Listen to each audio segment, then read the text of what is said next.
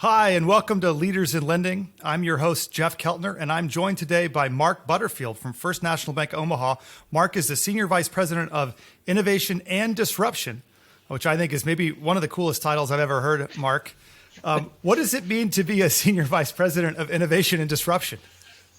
Yeah, I think it's great. Thanks for having me, Jeff. So the innovation and disruption title came about when we really wanted to focus on what our team's mission and goal was, and our role is to help solve for banking business model risk. We have a lot of folks here at the bank that manage risk management very well, and we don't have a lot of thought leaders thinking about business model risk in terms of banking business models and how they're getting disrupted. So that was an intentional thing that we wanted to put in the title, to say our team's job is to identify and respond to disruptive banking business models, which is a little bit different than other innovation related titles in banking where a lot of digital transformation efforts get kind of grouped in there. Our job is to think about, macro trends, future technology, and then how do they all converge to a potential disruptive threat to banking, and what are we going to do about it? That's really interesting. Well, first of all, thanks for joining me today. But of course, how did you think about? I mean, to your point, I think many banks have approached this and non-banking institutions as kind of a digital office that's responsible for overall strategy, and you've kind of broken out an innovation disruption group that's different than just the digital technology group within the bank writ large. Why did you take that approach versus the kind of more standard approach?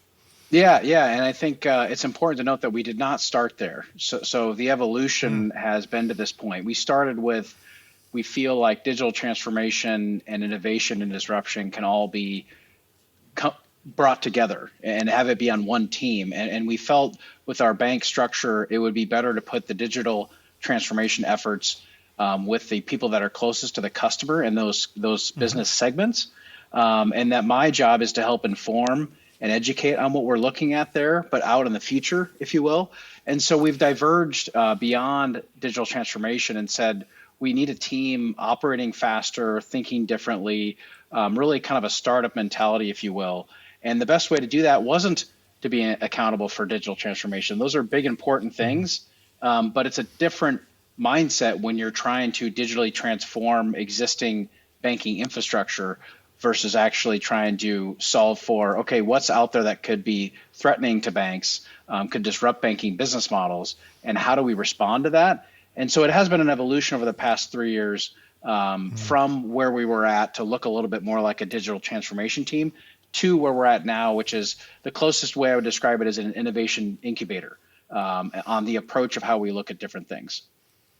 That's really interesting. It reminds me of The Innovator's Dilemma, the Clay Christensen book that's kind of very popular in Silicon Valley. But to find the disruptors, you kind of have to have a unit off on its own that's not constrained by the current realities of the business. So it's really interesting that you set that up because I see you may be in Omaha, but you seem to have the Silicon Valley spirit right in the team. That's true. So that's true. Yeah, it really models that. So you talked about the things that are coming up on the four that are, strategic risks or disruptors to the bank. What do you see that qualifies in that category? Yeah, I think for us, the main things are the macro themes we look at are things like banking as a service to start out, and its relative cousin of open banking, and this whole concept of there's a lot of different disruptors out there of who is actually going to be providing customer experiences versus who are going to be the infrastructure that powers them. And you have these monolithic stacks of technology that banks own all those things. And what's happening, you look no further than payments and you have, Square and Stripe and a few others that are disrupting it in the middle and have been for years. We just think that's going to continue to proliferate with other banking stacks. And so we look at banking as a service saying, what should we be doing about that? How should we be changing how we think about banks and banking systems operate together and provide customers what they need? And so that's one major one. I think another one around more customer facing is the whole concept of autonomous finance or self-driving money. So this whole idea, the good analogy I've looked at recently is, when you open up Google Maps and you say you want to go somewhere, you don't have to input a bunch of data.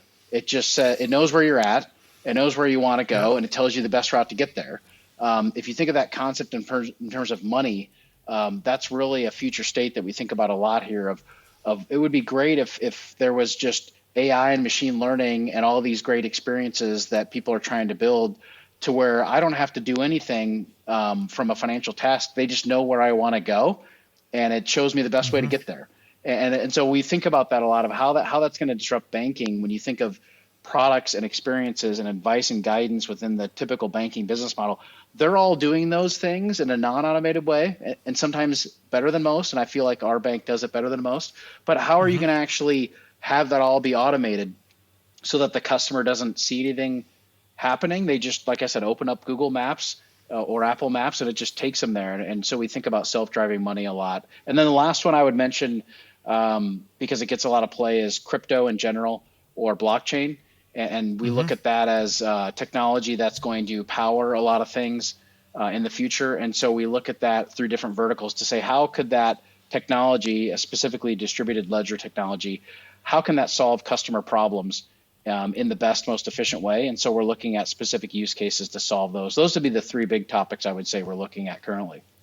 Those are fascinating topics. I love your focus from a Bitcoin point of view, because I see so much of the commentary that seems just totally detached from what would a customer do with this. And the technology is really interesting, but I think you really got to, what problems are we solving for folks is a question that's just, we're just at the cusp of solving that part of it on the blockchain technologies and where it leads.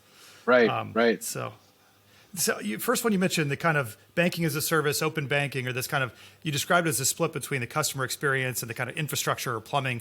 How do you think about where you fit in that world? Because there's models where banks are one or the other or both, and partnering with fintechs or other, even just employers, let's say on the CX side for certain kinds of products where you want to do that. How do you think about where, the future of your institution is with respect to that?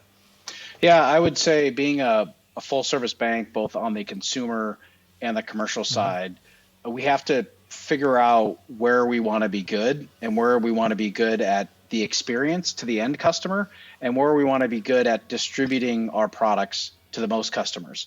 And so when we think about it, I think of it that way of where do we want to be really good at creating and curating the best experiences for customers, and what pieces of those experiences do we really need to own versus operate? And then on the other side of it, if we just want to be really good at distribution and scale, where do we want to be super efficient in that back end of the stack, if you will, the infrastructure stack, and then enable everybody else to just figure out what the best experience is for customers?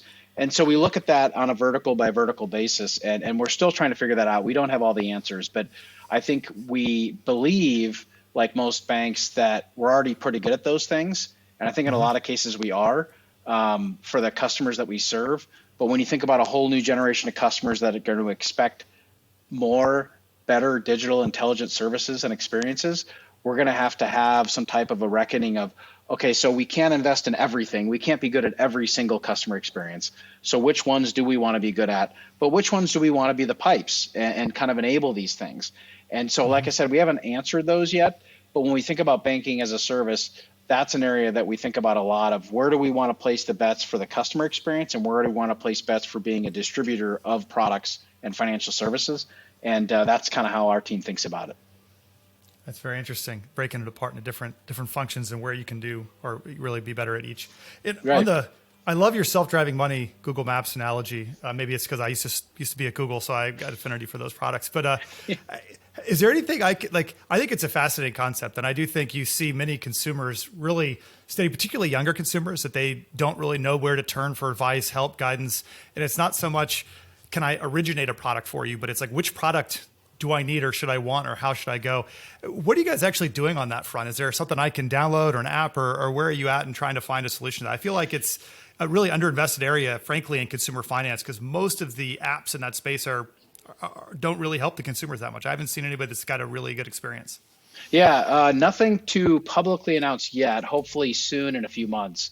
But we'll bring you back definitely, in a few months. Yeah, I appreciate that.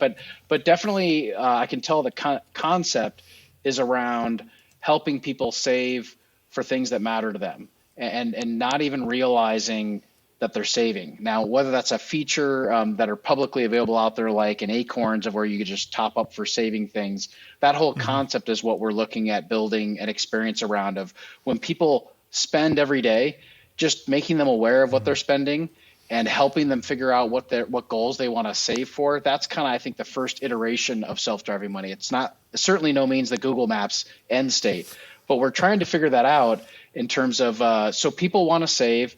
They have everything from emergency funds to hopefully someday vacation funds, or all these things they're wanting to save for.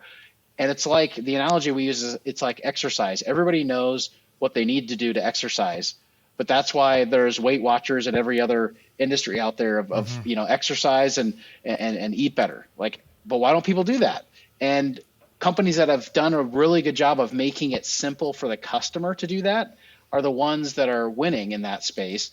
And that's what we're looking at. Like the Apple Watch, for example, just wearing an Apple Watch makes people more aware of their fitness trends and actually has the potential to make them healthier.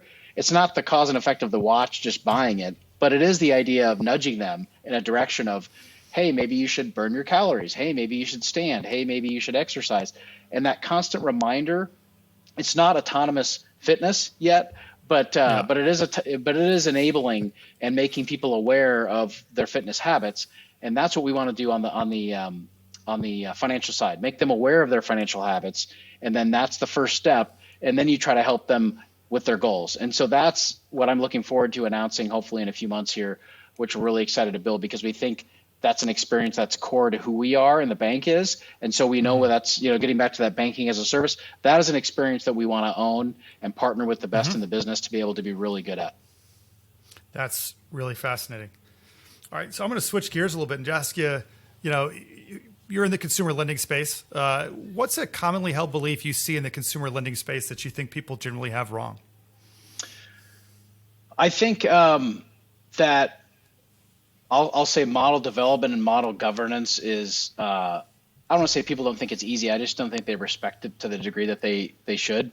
So when you think around, hey, I want to be in consumer lending, I need to create a really good experience to make it really easy for them. And I think that's true, but what never goes out of style is sound model governance and model risk management for consumers.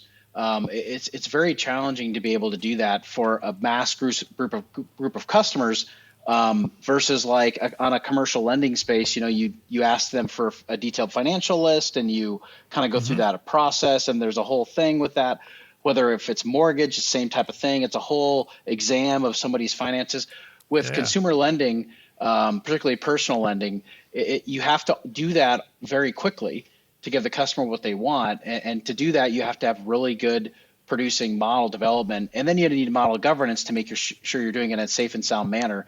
And I just don't think that gets appreciated enough. So that's, for me, in my perspective, that's a commonly held belief that that's a kind of an easy thing. And it's not that easy to perform or pull off. Why do you think people have that misconception? It's fascinating. I don't get that answer very often to that question. I know too much, Jeff. Model governance is not the first thing that pops into everybody's minds, or certainly thinking of it as easy. But why do you think people underappreciate what that takes, and what do you think that leads to in terms of their, what it does to impact their ability to execute in that space? I think it's because a lot over the years, people that haven't been good at it have gotten out of that space, particularly in banking.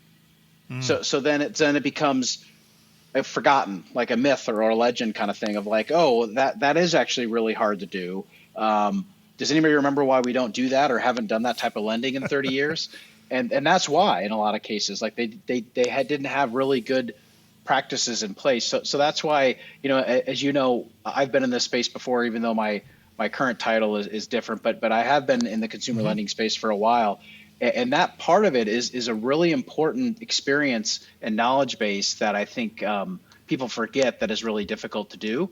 So that's why I gave you that kind of off, weird answer, if you will, is because, that piece of it that's why I believe a lot of banks aren't in this space, is because that piece of it is a really hard one to pull off at scale.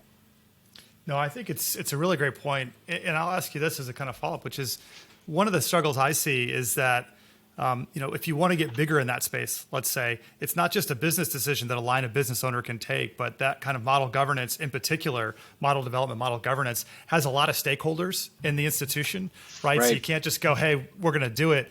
It's a muscle that multiple groups need to be kind of on board with building and developing. How do you think about, the most effective ways to build support for that across the institution? Because, like I said, if you're the head of a lending program or a product manager or you head of consumer lending, you still got a chief risk officer, you got a model governance team, a compliance team that have to sign off on these things that are maybe outside of what they're used to in a primarily real estate oriented lending business. Yeah, I would say, like anything, it's having alignment on the common ground of we want to get into this business, we want to have it within a certain risk appetite. It's the scaling piece isn't really the problem. It's just being aligned with everybody, all the stakeholders you mentioned, to say that we're all on the same sheet of music with our risk appetite and where we want to start. And then also acknowledging there's a lot of different ways to get there in terms of expertise. A build buy partner model, however you want to look at it. I think that's the most important piece, is the communication and alignment on your risk appetite. And then once you do that, I think you kind of get all the stakeholders together of, okay, what's the best way to build this model? What's the best way to understand it's the right way to go? How do we keep our regulators informed on what we're doing? So it's being super thoughtful and transparent every step of the way with those key stakeholders. Yeah, the other thing I like about your answer is it kind of implies early engagement. Like you're getting everybody on board before you're ready to go, before you've made a call, which in my experience is really important. Everybody wants to feel like they were a part of the decision, not brought in after the fact to take a look and sign off on the decision that was kind of already made. Yeah, exactly. I think putting everybody in a non-threatening position, you do that early on to establish, hey, there's an opportunity here. Here's the problems we're solving for our customers. There's a need to be had. Let's all be on board with, we want to get into the space. Now here's all the different options of how we get into that space. But I think risk appetite is a big part of that portion, because people make assumptions when you just say you want to get into a business of, is it subprime? Is it near prime? Is it super prime? Like, you need to have those conversations, and banks are very comfortable with having that. But I think having it early on, like you said, in the process is huge. Interesting. Yeah, no, I agree. You got to get those conversations happening early and probably often. Right. If my experience is to tell you anything. Now, I know you said digital transformation was kind of where you started, and you're now focused more on the kind of disruptive opportunities and threats to the bank. But when you do look out, I feel like every banker I talk to, digital transformation is one of the top two things that they want to talk about. And whatever their 10-year plan was, it's now a 2-year plan, or they're trying to figure out how to cram it all into 2. Where do you see people going wrong with that digital transformation? There's so much focus going on, so much activity. I'm curious where you see the mistakes being made that are going to be difficult to unwind or set people off down the wrong path on that more traditional digital transformation effort. Yeah, I think, so I won't say model governance is the answer this time, Jeff. So that won't be as... That. We need variety, Mark. We need variety. Exactly. But digital transformation, I think what people get wrong is having a clear understanding in an organization of, especially banking, of why you're doing it. And just to be clear on that. So if you're doing it to be more efficient and save money, then really focus on digital transformation of digitizing your back-end processes and systems, and say that's why you're doing it. If you're doing it because you want to create a better customer experience and you want to improve your NPS or your customer experiences, then be clear on that. But when you say it's all those things, I think you're just kind of lying to yourself. If you're saying you're doing all those things, I don't think you're doing any of those things. So I think you just got to be really clear on why are we doing it? Like, what is the reason why we're doing it? And a third reason can be we're behind on some, table stakes features and we need to catch up. And it's a strategic initiative because of that. But I think it's just being honest with yourself as far as why you're actually doing it. That the commonly held belief of digital transformation, the word transformation, is supposed to be hard. Like, transforming is hard and painful. So accepting that, hey, we can just say we're doing this because there's other digital companies out there doing stuff. And we need to be offensive and defensive. And I just think it's so important to stay really focused on why you're doing it. Internally we talk about, are you digitizing the back office, or are you digitizing and making better the front end experience? and be clear on which one you're doing for whatever project that you're taking, because banks love, and most companies love, their big initiatives and their projects. But to say that you're going to digitize, for example, the front end customer experience and save money is false. Like you can't do those things. You need to spend money to create better experiences, more engaged customers, maybe generate revenue. That's a thing. But don't say you're doing it to save money, because that's different. That's a different mission. And I think people kind of get those wrapped together. And that's, I think, a problem when you talk about digital transformation as a whole. Yeah, I agree. Let me ask this. Do you think those whys are consistent across product lines and initiatives for the bank? Or it kind of makes me wonder if, the why for a certain program might be very different than the why for another, which could lead you down very different paths for how you wanted to maybe tackle that initiative. I think you're right. I think when you look at something, I was looking at an article a couple weeks ago, and it said for 3 years straight that the most, to your point about digital transformation, the number one project is digital account opening. So it's been for 3 years straight the number one thing. It's like, so you've been doing the same thing for 3 years? And I think what your point, I think it highlights it, is like, so are you digitizing the back end process of account opening, or are you just making it digital for an end user and you're not fixing anything on the back end? And our philosophy is that you have to be really clear on breaking up those pieces to do both. So yes, you can enable it for the customer digitally, but if you're not digitizing your process, you're not going to get the full benefit of personal, relevant, seamless, speed, all those types of things. And you're right, it means different things to different people in the bank or in an organization. So having somebody manage the whole thing, I think is nearly impossible to do, because those are different stakeholders and there's different objectives to be met when you just take something like digital account opening. We talk about it internally with our digital account opening on the consumer side. If you would have asked us 3 years ago if we had digital, we'd say yes, because you could go put a request form on fnbo.com. But then what happened is that that got printed out internally and then got routed to 5 different departments. And it was like an 8-week process before the customer even got informed back. But going digital on the back end process, which we've already done on fnbo.com for consumers, is you can open and fund an account in under 4 minutes.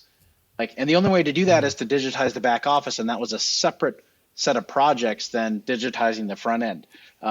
Both different, but like you said, you can easily get confused on a large project, which is why, and I'm making this guess, that it's been the number one project for the last 3 years on majority of banks' list, because they can't even figure out, so which one is it? Yeah. And it's this massive project.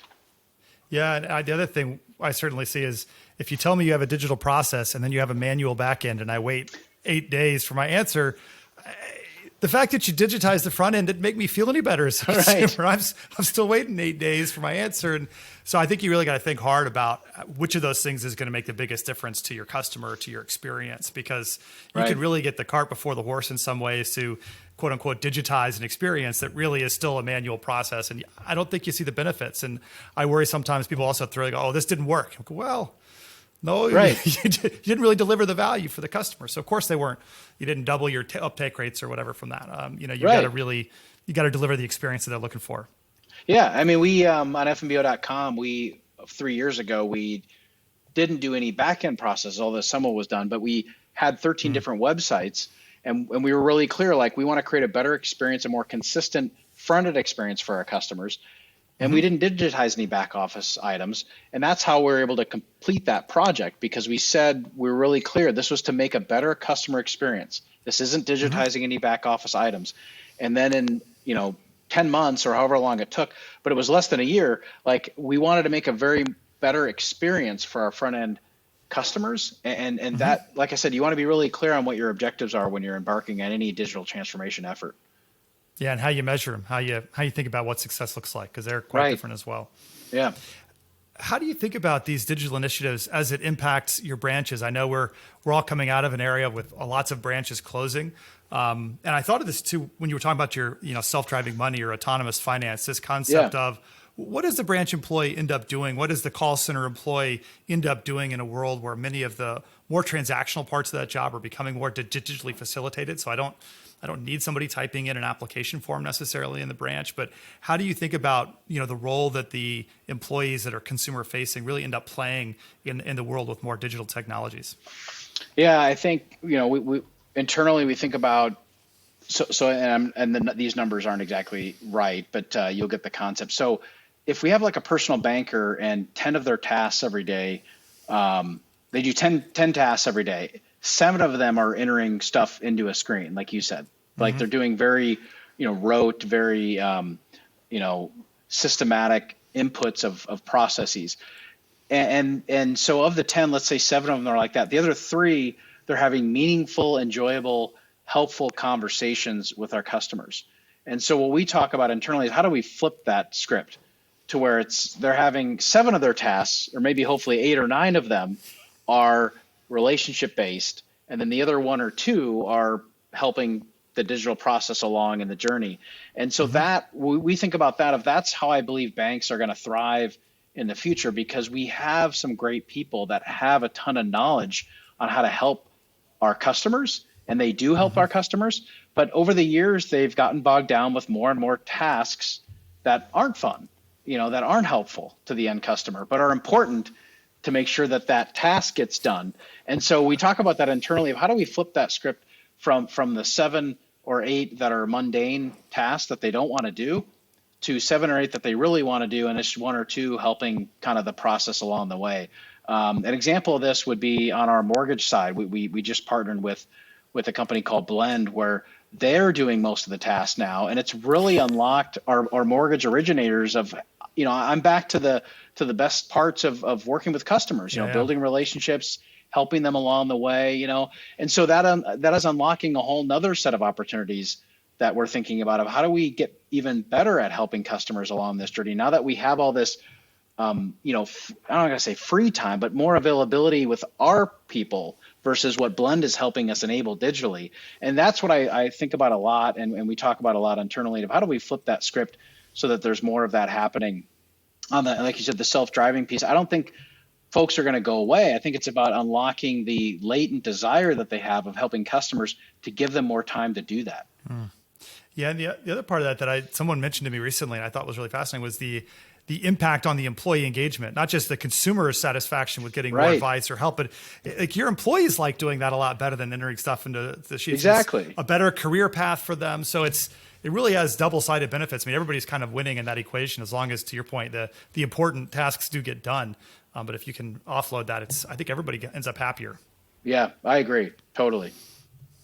We'll hope you can do more of that. Yes. So have you had any recent projects that you've executed internally where you've been surprised by the results, something kind of not what you expected that you can share? Yeah, I would say, so one that I'll say, because I think it's important to talk about failures or not. Somebody told me that being the head of innovation, basically you have to be okay with being the head of failure because you should have a lot of failed projects. And we do talk about those internally, but one of them I'll mention is where I think like a lot of banks, you're trying to figure out the best way to allow customers when we have people move into a geographic footprint, like in our 7-state footprint here at FNBO. It's like, how do you get them to switch their primary relationship with their bank? And you, like most people, is the biggest pain in the neck that you could think of when you think of bill pay and you think of just your direct deposit account being switched. And I don't think anybody has figured that out. And our team was really gung-ho working with a startup, which I won't mention because it didn't work well, trying to figure this out. And we're like, yeah, let's go into it. Let's experiment. Let's try this, all the mentality around innovation that you can think of. And what we found, the deeper we got, is to talk about digitizing processes. Like, there was nothing different from how we get people to switch in terms of manual processes, helping them along the way. And it really wasn't solving a lot of customer problems there. It was just kind of a digital front end, but the back end stuff, if you will, all the plumbing was the same. And we're like, this isn't really transformational at all. This is just putting a digital front end around something that we already know is a pain in the neck to do. Like, you're not helping us with any of that. So we moved on, quickly. We're like, okay, this isn't helping us. Like, this is not helpful. But that would be an example of, we really thought that we had, picked a winner, if you will, in terms of, okay, this company has figured it out. They've solved this problem. And then the closer we got to it, the more we did our diligence. It was, yeah, this isn't digitizing any back office items. This is still a pain in the neck to solve. And we're still looking today, trying to figure that out. But that'd be an example of one we kind of quickly moved on from. I'm sure if you figured that one out, many people would be interested in how, because it's certainly a painful process. Yeah. And I like your example, although I'm in Silicon Valley here, there's a huge culture of fail fast. I think was one of those things that came out of Google. And I really hate the phrase, because if you learn something, you didn't really fail. You just have to go into it with the mindset that we're here to learn. And as long as we learned, some of those will produce useful businesses and products, and some of them won't. But the learning was the thing we're optimizing for, and kind of making it a cult of failure. Like it is, I will say, it's more fun to win than to fail. So yeah, I agree. But you're I don't right. want to make failure an objective. No, but we do talk about it internally with our team. It's learning is a KPI. So we talk about what did you learn? That is an actual thing that we want to track. How many learnings did you get out of that thing you explored or discovered or failed on? And that's the culture that we try to adopt here. But you're right. It's learn quickly versus fail fast. Maybe that's the moniker you and I need to change. But it's about what you learned. Yeah, and how fast can you learn and iterate and learn again? Because it's kind of like compound interest is how I sometimes try and describe it to my kids. If you can iterate on that fast, it pays huge dividends over time when you're learning quickly. That's true. My kid's not quite getting the compound interest analogy yet. I'm going to have to work on him on that one. So I would ask you this too, because you guys have been in the consumer lending space more so than many banks and term loans and credit cards. But are there untapped opportunities or places you see in the consumer lending ecosystem that are kind of underinvested in terms of the opportunity versus where you really see people pursuing? Yeah, I don't think so. I feel like all the things that I felt like had gone out of style are just coming back again in a digital way. So if you think of the buy now, pay later, I'm like, wasn't that layaway at Kmart? Like I thought I did that a long time ago, and it was an important thing. But I think the way all these companies have digitized it are really fascinating to be able to make it super easy for customers digitally to do those things. But I don't think that's a kind of a new or untapped thing. I think that's just more about digitizing something that was already a product that maybe went out of style a little bit, but now it's back in, which is either layaway or helping people budget things. But no, when I think of lending, I can't think of a lot of things that haven't been tapped.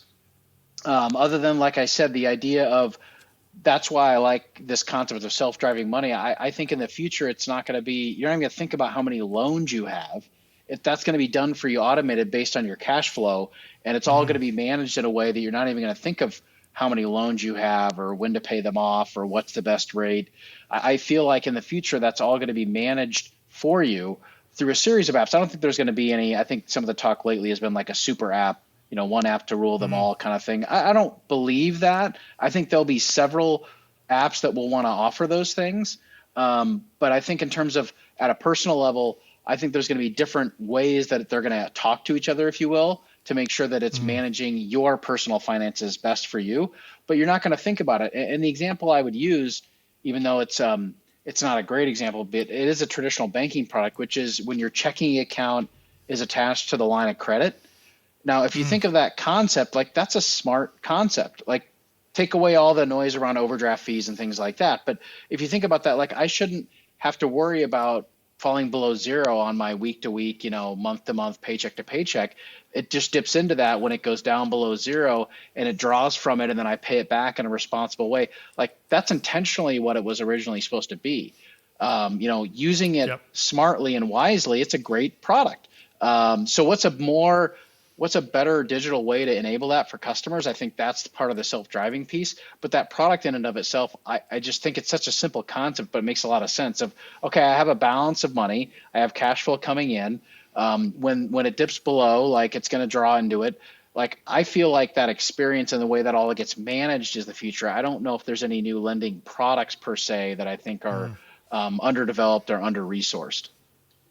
Yeah, I like that answer. And I tend to agree with you. I think there's been a focus on the Uber app that's going to have everything. And ultimately, I think most of these products consumers shop and they need them all, but that doesn't mean they're going to want to only get them all from one provider. So I think they're going to be looking for the management of those across maybe multiple providers over time, multiple financial institutions that they're working with on different products that they need. And the coordination is, people tended to think of that as the bank role. The neobanks want to be the center of it, but most of them are doing it by trying to provide all the services as opposed to actually coordinate what you need across maybe different providers and different partners. Yeah. I think, and I certainly didn't invent this, but the whole concept in banking specifically is, what we're experiencing right now is an unbundling of financial services. And I think consumers are going to expect some version of rebundling. Like, how do I figure all these things together? The analogy is all the streaming services. Like, I don't even know how many I have. I don't have cable anymore. And that was like the ultimate bundling, right? It was all in one. Now I don't pay for that anymore, but I have all these different streaming services. I don't even know how many I have. I intuitively know that I think they're less than my cable bill used to be, but I don't even really know that anymore, and I probably should. But think of that in terms of finance. Like, there's all this unbundling happening, and consumers are going to get anxiety of, okay, this is too many. I need to figure out a way of how to manage all these things, and I think that's really the next frontier. Yeah, I would check your credit card statements. I'm not sure all your bundled streaming services are actually less than the cable bill was. Yeah, you're probably right. Yeah, it's if your household's anything like mine, the kids dictate a number of services which drive up the cost pretty rapidly. Yes, so true. All right, Mark, I got 3 last questions that I like to end all of the interviews on this podcast with. So I'm just going to fire them away a little bit rapid fire style.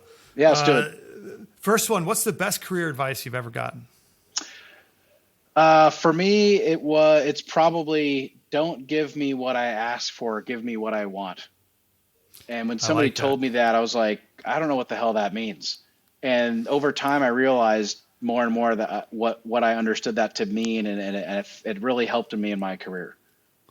At Google, they always used to quote Henry Ford, who said, if I'd asked my customers what they wanted, they would ask for a faster horse. Right. Which I think is the same. It's the same type of thing. Yes. Yeah. It's always been kind of near and dear. Give them what they need or what they want, not exactly what they ask for necessarily. Okay, that's great. Yeah. In the consumer lending space, what's the best advice you've gotten about consumer lending in general in your career? I think it is respect. I think the credit appetite that you're willing to go after and get really good at that piece. I'm an old product marketer, but I still have some credit risk ties, and I think, having that healthy tension is important. But for consumer lending, I would say in particular, it's be really clear on your risk appetite and understand how you want to play in that space.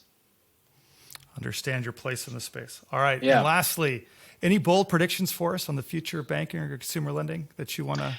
But I'll have you back in a year. We'll see if you're right or not. But I'm curious what you see coming down the pipe. I think my bold prediction is what's going to happen is there's going to be a huge boom post-pandemic and all this types of spending, and it's going to rarely come from traditional banks and experiences. I think they're going to be embedded more and more into the experiences that when consumers do travel, for example, and they're not even going to realize that they're doing loans. I mean, they are, but how they pay for it is going to be way different than how they pay for it today. And I think specifically whether you want to think of buy now, pay later, or you want to think of embedded finance with lending, I just think more and more the typical way, which is go to the bank to get a loan or use your credit card, I think that's going to continue to get disintermediated to the point of consumers are just going to go through the experience of booking travel, and then they're going to pay for it in real time, by whatever means, and they're not even going to think of it being a bank. Being a bank. I like it. Embedded finance of the future. Yes. Well, Mark, thanks for your time. I appreciate you joining us today. Thanks, Jeff. Appreciate it. Absolutely.